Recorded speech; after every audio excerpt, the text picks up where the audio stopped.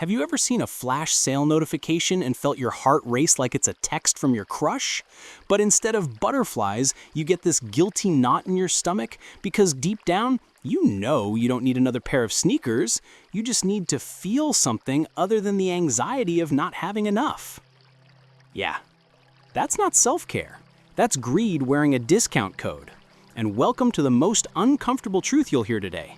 The psychology of greed and how it sneaks into our lives isn't about billionaires hoarding yachts. It's about you and me refreshing our carts at 2 a.m., convinced that this one purchase will finally fill a hole we can't even name.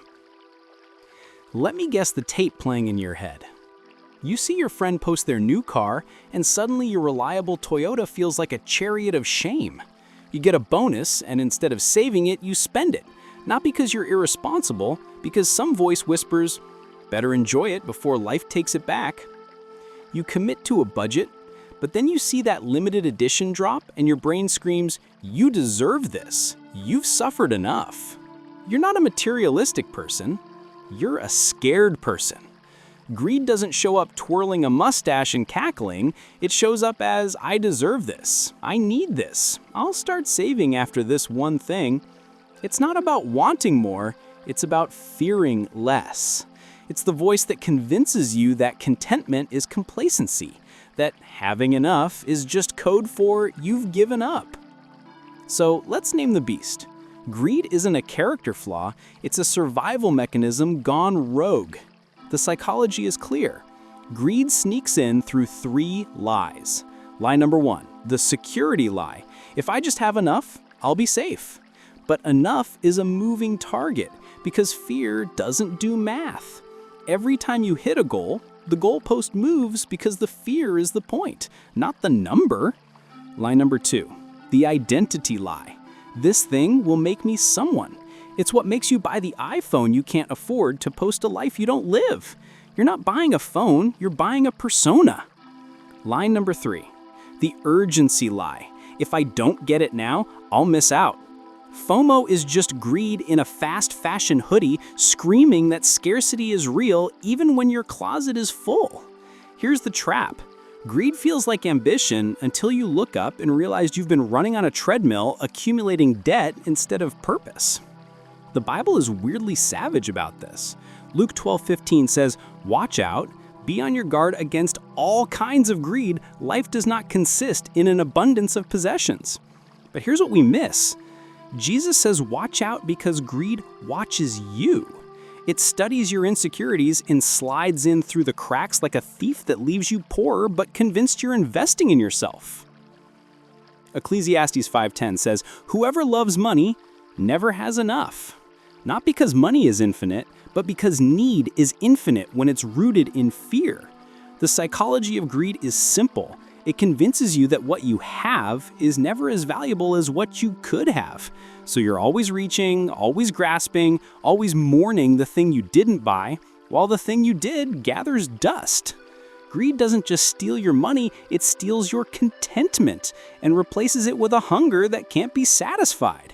It hijacks your dopamine system, turning every purchase into a hit that wears off faster than the shipping takes to arrive. You think you're treating yourself, but you're actually treating a wound that consumerism keeps reopening. So here's our framework. The greed filter test. Before any purchase, run it through 3 questions. Number 1, is this a need or noise? Am I solving a problem or silencing an insecurity? Number 2, is this mine or a mirage? Do I want this or do I want to be someone who has this? And number 3, is this now or never? Will this matter in 6 months or is the urgency manufactured? If you hesitate on any of these, it's greed talking. And here's the key, greed talks fast. It doesn't give you time to think. So your job is to slow down the conversation until the truth has time to show up. Step 1, the greed audit. For 1 week, every time you want to buy something, don't. Instead, write down the feeling you're trying to buy. Validation, safety, belonging, a sense of control. At the end of the week, look at the list. That's your real shopping cart, unmet needs wearing price tags. Here's your trigger. If you spend more than $50 a week on stuff that doesn't solve an actual problem, you're not shopping, you're self-medicating. Identify the one feeling that shows up most. That's the ghost you're feeding. And here's the deeper cut. Ask yourself, when did I first feel this way? You'll find most of these emotional cravings trace back to a moment of shame or scarcity from childhood. Greed is just adult you trying to soothe child you with a credit card. Step 2, the enough benchmark. Write down your actual needs: rent, food, transport, maybe $100 for sanity. That's your baseline. Everything above it, that's not survival, that's choice. Proverbs 38 says, "Give me neither poverty nor riches, but give me only my daily bread." That's not humility, that's wisdom. It knows that too much is just as dangerous as too little, because it creates the illusion that you control what actually controls you. Trigger. Open a separate account. Name it enough. Put your baseline in it. Anything extra goes to oil, your multiplication vessel. Separate them so greed can't argue with math. And here's the psychology. When you see enough fully funded, your nervous system finally exhales. That exhale is the antidote to greed's favorite lie, that you're always one purchase away from disaster. Step 3, the gratitude circuit breaker. Before you buy, pause and name 3 things you already own that you haven't used in a month. That jacket, those shoes, that online course you bought in a panic. Greed has amnesia. Gratitude has perfect memory. This pause rewires your brain from acquisition to appreciation. Luke 12:23, life is more than food, and the body more than clothes. But you have to remind your body of that. Trigger, set a 48-hour rule for any purchase over $50. If you still want it after 2 days, and you've used something you already own instead, okay. If not, you just saved yourself from a ghost purchase. And here's the kicker. During those 48 hours, actually use the thing you forgot you had. Wear the shoes, read the book. Let your brain feel the satisfaction of using, not just owning. Step 4, the identity firewall. Greed's favorite weapon is convincing you that your purchases equal your personhood. So build a firewall. Every morning before you touch your phone, say 3 things that are true about you that have nothing to do with what you own. I am a good listener.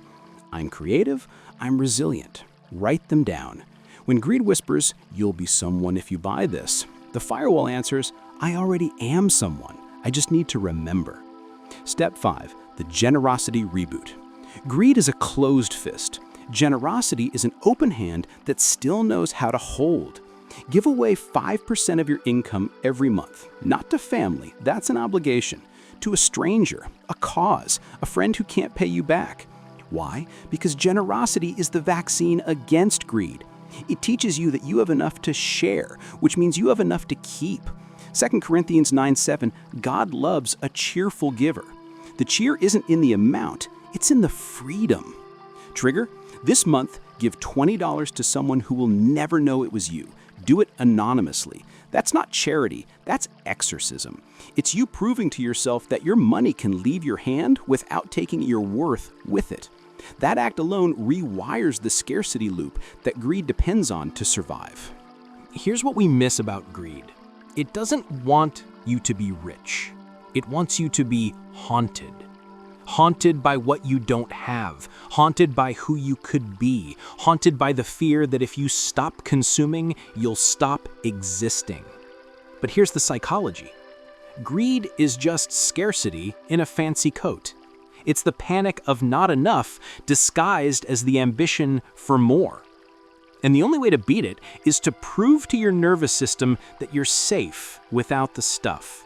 That you can have a boring bank account and an exciting life. That you can have enough and still be worthy. The research shows that every time you resist an impulse buy and survive the discomfort, you're literally rewiring neural pathways. You're teaching your brain that emotional regulation doesn't require retail therapy. That's not frugality, that's freedom. A deeper cut. For the greed audit, track the time of day and your emotional state. Greed is a vampire. It thrives at midnight when you're lonely, exhausted, or scrolling through other people's highlight reels. For the enough benchmark, make it a ritual. Light a candle when you find it. Let your brain associate enough with peace, not deprivation.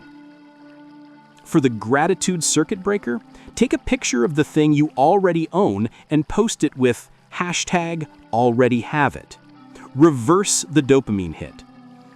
For the identity firewall, write your 3 identity truths on your mirror in lipstick. Let them be the last thing you see before you face the world.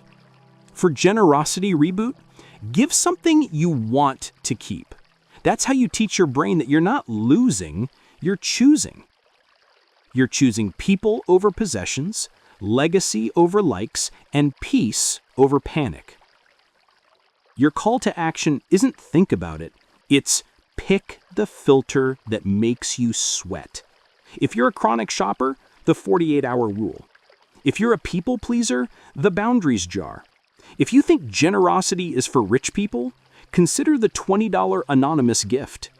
If you tie your worth to your wardrobe, the identity firewall. The step that makes you squirm is the step that starves the greed. You're not protecting yourself by staying comfortable. You're just keeping the ghost well-fed.